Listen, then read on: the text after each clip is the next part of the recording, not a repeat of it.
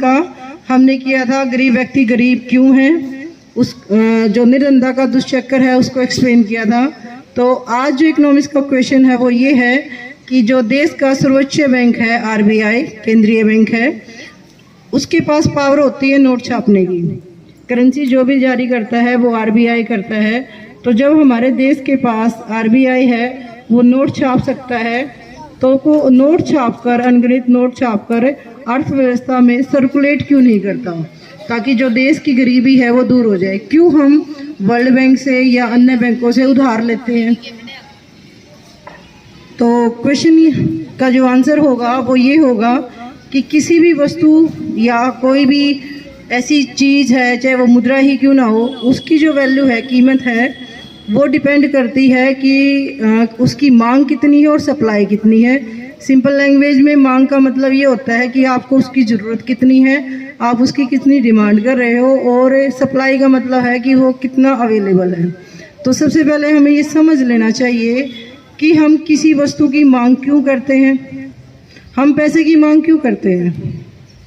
पैसा हमें किस लिए चाहिए? पैसे की हमें ज़रूरत किस लिए है? अपनी ज़रूरत की चीज़ें, जो भी चीज़ें हैं हम खरीद सकते हैं, तो वो पैसे से खरीद सकते हैं। तो सबसे पहले मैं बता देती हूँ आपको, जो आरबीआई है वो देश का सर्वोच्च बैंक है, बैंकों का बैंक है।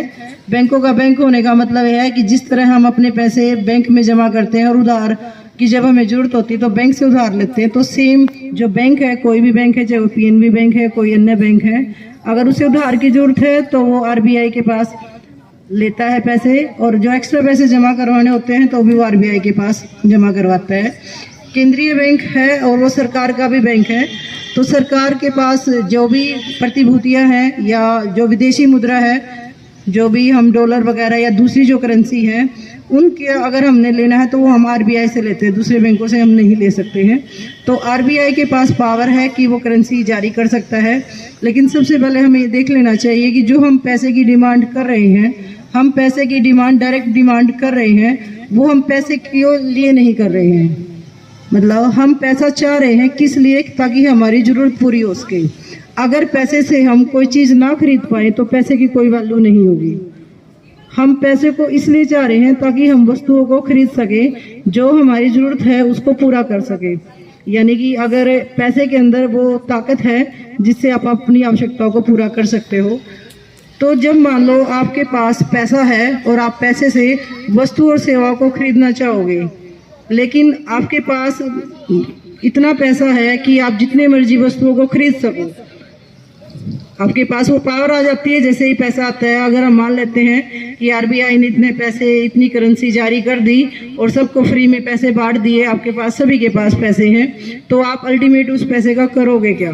वस्तु और सेवा को खरीदने की कोशिश करोगे। लेकिन अगर अर्थव्यवस्था में वो वस्तु और सेवाएं ना होंगी तो क्या होगा? अगर वस्तुएं सेवाएं ना होंगी तो जो वस्तुओं की कीमतें हैं वो कई गुना बढ़ जाएगी।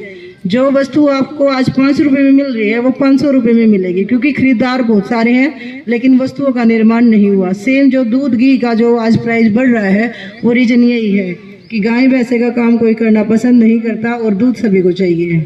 जब किसी वस्तु की अवेलेबिलिटी कम हो जाएगी तो उसका प्राइस बढ़ जाएगा। तो सेम अगर सबके पास पैसा ज़्यादा हो जाएगा तो पैसे की वैल्यू कम हो जाएगी। पैसे की वैल्यू कम होने का मतलब जो चीज़ें आपको आज 5 रुपये में मिल रही है वो 500 रुपये में, 5000 में भी हो सकती है, और जो अर्थव्यवस्था है वो पूरी तरह डगमगा जाएगी। और ये एग्जाम्पल भी हुआ है, जिम्बाब्वे में भी हुआ है। उन्होंने अपनी अर्थव्यवस्था को सुधारने के लिए करेंसी जारी की, लेकिन जो अर्थव्यवस्था है वो बुरी तरह उलट गई, पूरी तरह खराब हो गई। क्योंकि अगर आपके पास सारी सुविधाएं हो जाएं लेकिन वो वस्तुएं ही ना मिले आपको जिनके लिए आपको पैसे की चाह थी, तो जो अर्थव्यवस्था है उसमें कीमतें ही बढ़ेंगी, वस्तुएं आपको नहीं मिलेंगी। तो जो हाहाकार अब मचा हुआ है महंगाई से, वो कई गुना मच जाएगा।